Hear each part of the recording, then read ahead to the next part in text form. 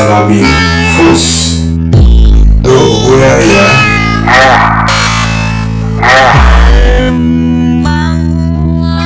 Hore anak gue menang.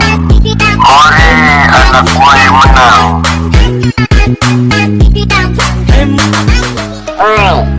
Woi, jangan gear dulu. Itu baru hasil quick count. Ribuan kecurangan terbongkar. Gue mati. Assalamualaikum pemirsa, selamat berjumpa lagi dengan kami di acara tayangan PDTV. Pada edisi kali ini, tim redaksi kami telah menyiapkan beberapa berita dan informasi untuk Anda. Mari kita lihat cuplikannya. Mana ketarik yuk? Hah?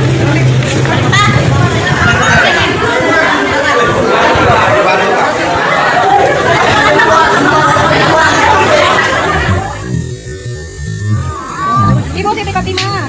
Ya.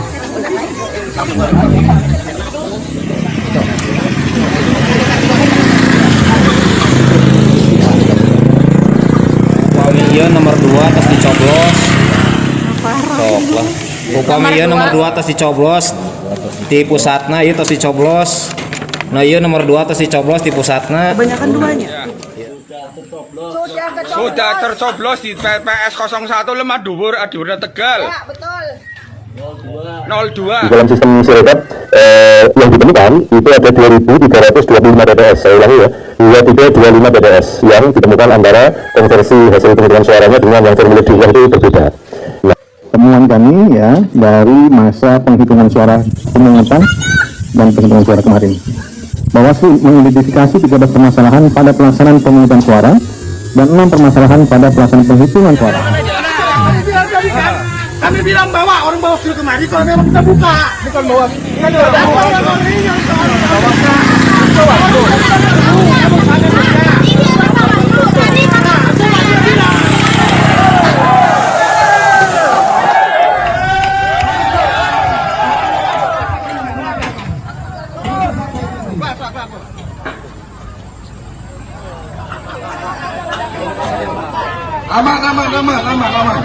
Akhir-akhir ini telah terjadi kelangkaan beras di pasaran yang menyebabkan harganya melambung tinggi. Presiden Jokowi berdalih pembagian beras bansos justru dapat membantu menekan laju inflasi.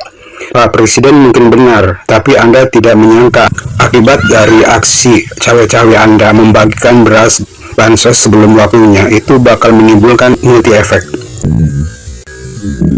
Nah, untuk lebih jelas, mari kita lihat berita selengkapnya.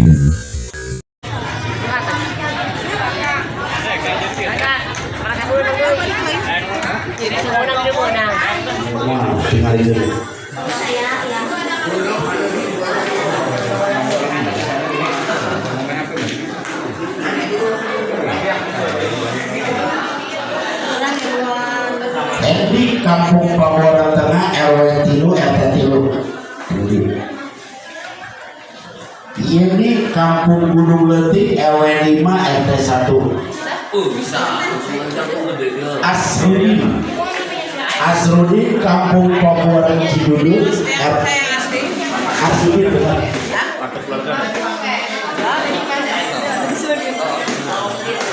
Kampung Mana ketarik yuk? Hah?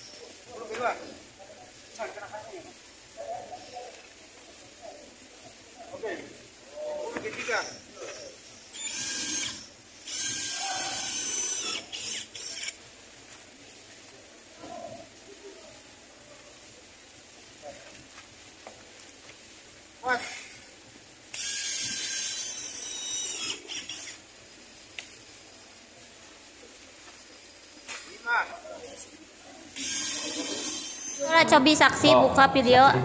Aya surat suara anu tos dicoblos. Surat suara Kami tama kita WA nanti. Coba di tengah sok. Aya nomor sabaraha ieu nu tos dicoblos? Nomor 3 ieu tos dicoblos di dituna. Upami ieu sami nomor 3 tos dicoblos. Nomor 2. Upami ieu nomor 2 tos dicoblos. Cok lah. Upami ieu nomor 2 tos dicoblos. Di pusatna ieu tos dicoblos. Nah ieu nomor 2 tos dicoblos di pusatna. Kebanyakan duanya. Iya. Ieu teh name bade ditawisan. Iya, nomor 3 tos dicoblos. Nomor 2 ieu tos dicoblos di pusatna. Ieu nomor 2 tos dicoblos. Sudah tercoblos di TPS 01 Lemah Dhuwur Adiwarna Tegal. Ya, betul. 02. Saya belum nyoblos. Terjadi kecurangan. Makanya dibuka dulu sebelum langsung Semuanya itu dapat menerima suara. Kartu suara dibuka dulu.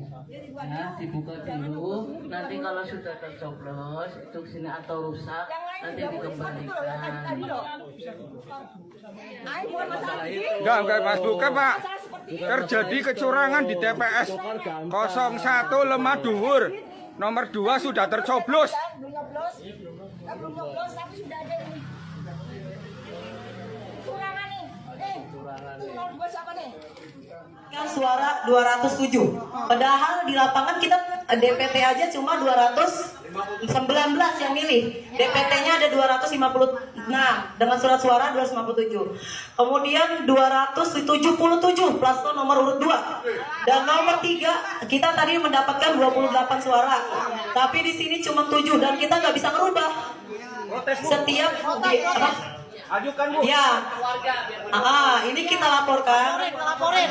Akhirnya kita kesepakatan dari Sirekap ini kita tadi udah sepakat kita melaporkan bahwa ini tidak sesuai. Data tidak sesuai dan ini terjadi hampir di semua TPS. Gitu ya. Jadi ini keinginan kami KPPS melaporkan kepada saksi dan Bawaslu dan warga supaya ini menjadi bukti bahwa KPPS sudah bekerja semaksimal mungkin, tapi kenyataan di lapangan aplikasi tidak bisa dirubah. Dari sistem itu gitu. Ya, kita coba kesesuaian dari aplikasi Sirekap yang dikeluarkan oleh KPU Pusat. Kita harus melakukan scanner di sana dari hasil suara pilihan presiden. Hasil dari TPS 14 itu suara 01 itu 134. Begitu kita scanner ternyata data 01 itu cuma 1. Pasangan 02 di TPS 14 itu 65. Tapi di sini terbaca 551. Padahal DPT kita cuma 231. Yang masuk akal. Terus di pasangan 03 di TPS 14 itu ada 6. Di sini tercatat 111.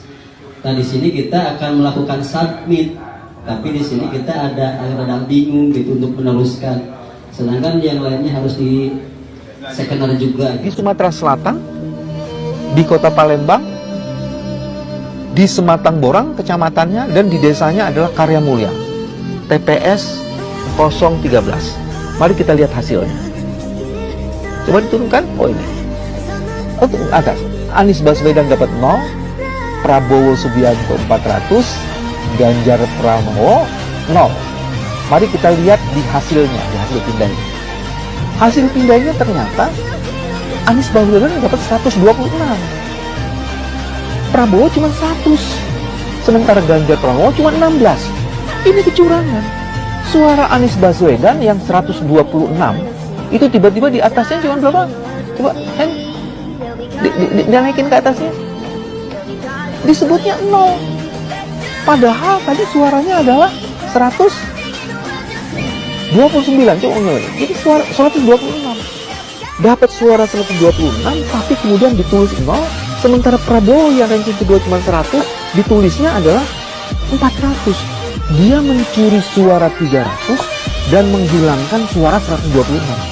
Ini kecurangan yang maha dahsyat. Hanya orang-orang yang punya kemampuan kecurangan luar biasa, dia bisa melakukan itu. Apa terus kita mau percaya? Teman-teman, informasi ini sekali lagi mengkonfirmasi bahwa belum ada yang bisa mengklaim, belum ada yang bisa mengklaim kemenangan satu putaran. Teman-teman, ini temuan kedua ya dari DPP Indonesia Gemilang. Coba lihat nih, di mana ini? Jawa Tengah, Kabupaten Grobogan, Kecamatan Toroh, Desa Kenteng. Ya kan? TPS, coba lihat nih ya, TPS-nya angkanya 002. Coba lihat TPS, ingat ya, TPS 002. Coba lihat perolehannya Prabowo, 561.000, setengah juta orang. Masa satu TPS pemilihnya setengah juta? Jadi ini super ngaco ini, ya kan? Masa satu TPS pemilihnya setengah juta orang dan memenangkan Prabowo? Ah, ngaco ini. Oke, viralkan nih teman-teman semuanya. Jelas ini kesalahan, bukan apa-apa, supaya segera diperbaiki oleh KPU. Betul nggak? Oke, Assalamualaikum.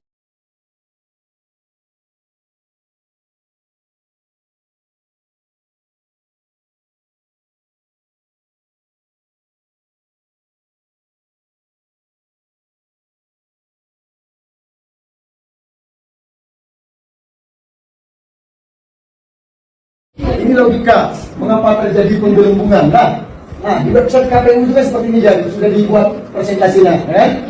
Nah, sudah dibuat presentasi. Nah, ini lebih kurang. Nah, katakanlah di sini untuk 02 presentasinya 58, ya kan? Untuk 01 presentasinya 24. Oke, untuk 03 presentasinya 17. Ya, koma-komanya terserah lah. Koma-komanya terserah, karena kalau kita kali-kali ini baru 99, berarti koma-komanya dia melengkapkan 100, kayak gitu dia. Nah, intinya seluruh suara masuk ini harus 100%. Kan gitu dia. Nah, ini sudah ada kolom yang melakukan stay secara sistem. Nah, dibagi 3 nih. Nah, ini 01, 02, 03. Kan gitu dia. Di sini sudah dikunci data bahwa 01 itu hanya boleh dapat 24%. Di sini sudah di-setel harus 58% dan di sini 17%. Ini data dikunci. Maka, nah, simak logikanya. Ini katakanlah Sirekap TPS. Nah, saya nggak usah banyak dulu sesuai dengan kolomnya ada 4. Misalnya dalam kecamatan itu ada 8 TPS. TPS 1, TPS 2, TPS 3, TPS 4, TPS 5, TPS 6, TPS 7, TPS 8. 01 sekian, 02 sekian, 03 sekian. Kita mau bahas yang ini dulu, yang 02 dulu. Yang jadi permasalahan sampai hari ini itu kan 02. Tudingannya untuk siapa? 02. Jadi kita abaikan dulu karena yang lain tidak ada tudingan yang begitu parah. Sekarang kita main pada logika 02. Katakanlah di 02 ini di TPS 1 tadi itu sudah ada suaranya itu 96. Ya kan? Nah, di TPS 2, 02 ini jumlah suaranya 120. Di TPS 3 jumlah suaranya 44. Di TPS 4 jumlah suaranya ini ada 88. Di TPS 5 jumlah suaranya ada 115. Di TPS 6 ada jumlah suaranya ini 76. Di TPS 7 ada jumlah suaranya ini 118. Di TPS 10, TPS 8 jumlah suaranya ini ada, kadang-kadang ini lebih besar, ada 210. Nah, ketika dikali dengan jumlah suara, ternyata persentase jumlah ini tidak mencapai 58%. Maka sistem yang sudah mengunci ini secara random akan mengacak sistem yang lain di suara yang lain sehingga terjadi pengembangan jadilah 440 di sini. Sudah 440 masih 52%, maka rusak lagi di tempat yang lain jadilah di sini 176. Cukup 54%. Lalu orang-orang protes yang di TPS 3, orang-orang protes yang di TPS 6. Kan itu dia. Kenapa protes? Bukan itu data di C1. Kami bukan seperti itu. Ini C1-nya beredar foto-foto dan sebagainya. Nah, oleh pihak KPU memperbaiki data ini. Mereka hapus 76 data aslinya, 44 data aslinya, kembali ke data aslinya. Ini diterima revisi ini oleh sistem, tetapi teracak lagi yang lain yang 96 jadi 396. Sama aja. Kenapa? Persentase ini dikunci harus 58% dikali dengan jumlah suara. Makanya kalaupun ada istilah berita mengatakan suara belum habis masuk lagi besoknya. Ketika masuk besoknya itu dari kecamatan atau kabupaten yang lain diisukan bahwa yang lebih unggul 01, 02 lebih rendah. Tapi mengapa persentasinya tidak turun? Karena begitu dimasukkan kolom yang lain, TPS yang lain dengan jumlah suara misal 01 itu ada 280, kemudian ini sisanya cuma 20 di sini ini 0. Ini ketika masuk yang ini teracak yang lain, yang ini menjadi 276, rusak sistem yang lain. Makanya persentase yang dikunci inilah membuat persentase ini tidak pernah turun naik. Berapapun jumlah suara masuk besoknya, persentasinya tidak turun. Kalau ini tidak dikunci, pasti terjadi turun naik persennya. Nah, ini yang logika yang harus dipahami mengapa persentase ini tidak pernah turun. Karena sudah dikunci di sini. Inilah, ya yang kunci mana kita tahu orang KPU yang berhak menjawab. Orang sistem mereka yang buat. Nah, kan katanya ini satu putaran kan? Memang satu putaran, presiden satu putaran. Kalau misalnya gagal menang, kita mengisi, mereka sudah mengisi katanya ini sistem yang mengunci persoalan itu. Sudah paham? Terima kasih. Sirekap mengenali bahwa hasil konversi itu ada yang salah atau tidak tepat dengan data dalam hitungan maupun penulisan di dalam formulir yang diunggah itu. Di dalam sistem Sirekap yang ditemukan itu ada 2.325 TPS, saya ulangi ya, 2325 TPS yang ditemukan antara konversi hasil penghitungan suaranya dengan yang formulir diunggah itu berbeda. Nah, temuan kami ya dari masa penghitungan suara pemungutan dan penghitungan suara kemarin, Bawaslu mengidentifikasi 13 permasalahan pada pelaksanaan pemungutan suara dan 6 permasalahan pada pelaksanaan penghitungan suara. Data berdasarkan hasil patroli pengawasan di 38 provinsi yang dituangkan melalui aplikasi Sistem Informasi Pengawasan Pemilu atau SIWASLU hingga 15 Februari pukul 6 pagi hari ini. Tren masa tersebut adalah sebagai berikut. Mungkin Bu Oli akan membacakan. Silakan. 13 masalah pemungutan suara. 1. Terdapat 37.466 TPS mengalami pembukaan pemungutan suara dimulai lebih dari pukul 7 pagi. Yang kedua, terdapat 12.884 TPS didapati alat bantu disabilitas netra tidak tersedia. Yang ketiga, terdapat 10.496 TPS yang logistik pemungutan suara tidak lengkap. Terdapat 8.219 TPS yang didapati adanya pemilih khusus yang menggunakan hak pilihnya tidak sesuai dengan domisili kelurahan dalam KTP elektronik. Terdapat 6.084 TPS yang mengalami surat suara tertukar. Terdapat 5.836 TPS didapati ada pendamping pemilih penyandang disabilitas yang tidak menandatangani surat pernyataan pendamping. Terdapat 5.449 TPS yang didapati KPPS tidak menjelaskan tentang tata cara pelaksanaan pemungutan dan penghitungan suara.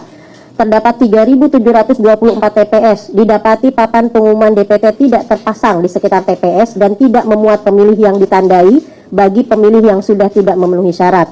Terdapat 3.521 TPS didapati saksi mengenakan atribut yang memuat unsur atau nomor urut pasangan calon partai politik atau calon DPD. Terdapat 2.632 TPS didapati adanya mobilisasi dan atau mengarahkan pilihan pemilih oleh tim sukses, peserta pemilu, dan atau penyelenggara untuk menggunakan hak pilihnya di TPS. Terdapat 2.509 TPS. Adanya saksi yang tidak dapat menunjukkan surat mandat tertulis dari tim kampanye atau peserta pemilu. Terdapat 2.413 TPS. Pemilih menggunakan hak pilihnya lebih dari 1 kali. Dan terdapat 2.271 TPS terjadi intimidasi kepada pemilih dan atau kepada penyelenggara pemilu di TPS. 6. Masalah pemungutan suara. Kalau tadi masalah pemungutan suara, sekarang 6 masalah penghitungan suara. Terdapat 11.233 TPS. Adanya sirekap yang tidak dapat diakses oleh pengawas pemilu, saksi dan atau masyarakat. Terdapat 3.463 TPS melakukan penghitungan suara dimulai sebelum waktu pemungutan suara selesai di pukul 1 waktu Indonesia bagian Barat. Terdapat 2.162 TPS adanya ketidaksesuaian jumlah hasil penghitungan surat suara yang sah dan surat suara yang tidak sah dengan jumlah pemilih yang menggunakan hak pilih. Terdapat 1.895 TPS yang didapati pengawas TPS tidak diberikan model C hasil atau salinan. Terdapat 1.888 TPS, saksi, pengawas TPS, dan warga masyarakat tidak dapat menyaksikan proses penghitungan suara secara jelas. Terdapat 1.473 TPS, adanya intimidasi terhadap penyelenggara.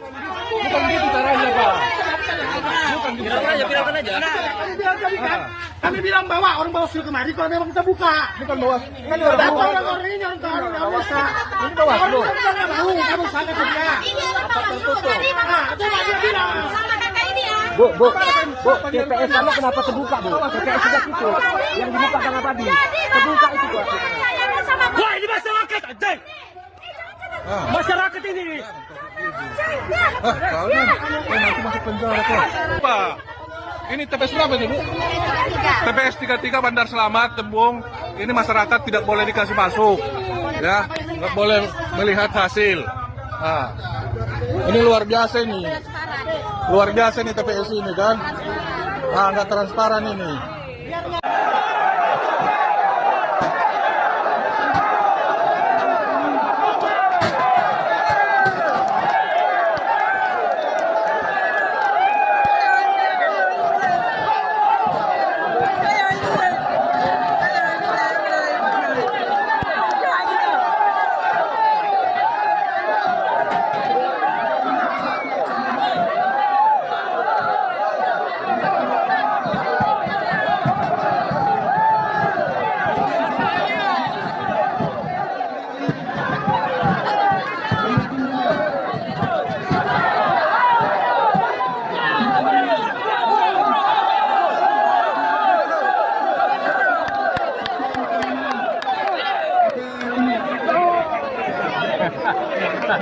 Kacau kamu.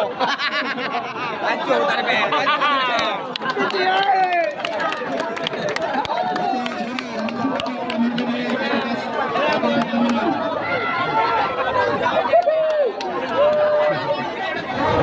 Ini masyarakat rakyat ingin menyampaikan suara keadilan. Kita hanya berharap KPU netral, KPU adil, KPU menjalankan tugasnya sesuai dengan amanah undang-undang. KPU netral, pegang amanah itu. Hasyim Asyari, antum adalah kader daripada Nahdlatul Ulama. Kalau antum berkhianat, artinya antum mengkhianati segala bentuk sumpah janji antum di atas Al-Quran. Kenapa? Karena banyak kecurangan-kecurangan terjadi. Saya selaku saksi di TPS, ya, suara 01 pertama 138 suara, suara 02 57 suara, suara 03 14 suara. Tatkala KPPS melaporkan ke Sirekap, suara 01 jadi 118, suara 02 menjadi 957, suara 03 menang besar 914. Ini luar biasa dan ini tersistematis, tidak bisa lagi dirubah. Terkoneksi ke Sirekap, ternyata sudah terkunci.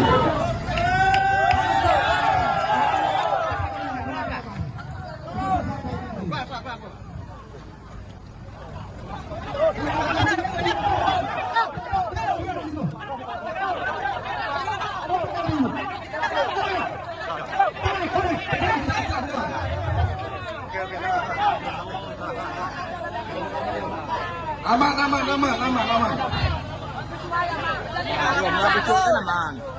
Naik untuk betina dulu, naik. Nah, biar aman kan.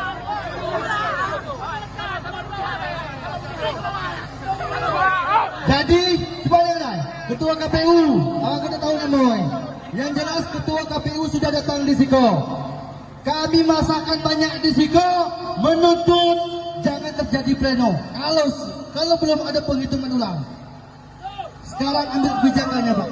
Bawaslu mana Bawaslu? Bawaslu mana Bawaslu? Assalamualaikum para pemirsa. Selamat berjumpa lagi dengan saya, Ia Sutisna, di acara tayangan editorial bertajuk Beras Langka Akibat Bansos atau El Nino. Para pemirsa, seperti Anda ketahui, akhir-akhir ini telah terjadi kelangkaan beras di pasaran yang menyebabkan harganya melambung tinggi. Beragam komentar pun terdengar berseliweran. Menurut kelompok di luar lingkaran istana, penyaluran beras bansos sebelum waktunya itulah faktor penyebabnya. Sedangkan menurut kelompok di lingkaran istana, kelangkaan beras bukan karena bansos, tapi karena terjadi pergeseran musim panen akibat El Nino. Nah, bagaimana menurut Anda para pemirsa? Seperti telah diketahui publik, sebelum pemilu lalu, Presiden Jokowi dan kroninya telah membagi-bagikan beras program bansos. Apakah cawe-cawe presiden itu ada kolerasinya dengan kelangkaan beras sekarang? Entahlah.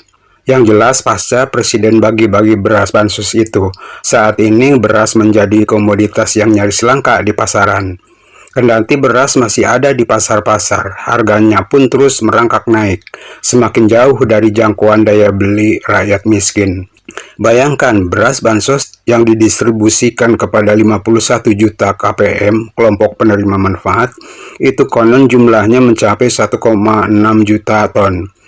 Itulah yang disinyalir oleh kelompok di luar istana sebagai faktor penyebab terjadinya kelangkaan beras di pasar-pasar. Presiden Jokowi berdalih pembagian beras bansos justru dapat membantu menekan laju inflasi. Pak Presiden mungkin benar, tapi Anda tidak menyangka akibat dari aksi cawe-cawe Anda membagikan beras bansos sebelum waktunya itu bakal menimbulkan multi efek.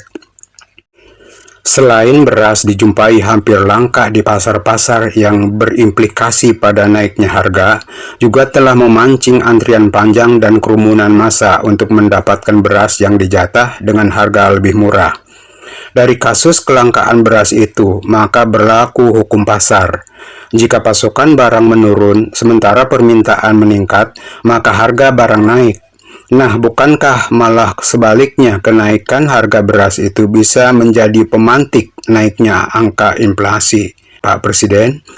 Seperti telah disinggung di awal, pihak istana membantah jika pembagian beras bansos telah menyebabkan beras langka di pasar-pasar.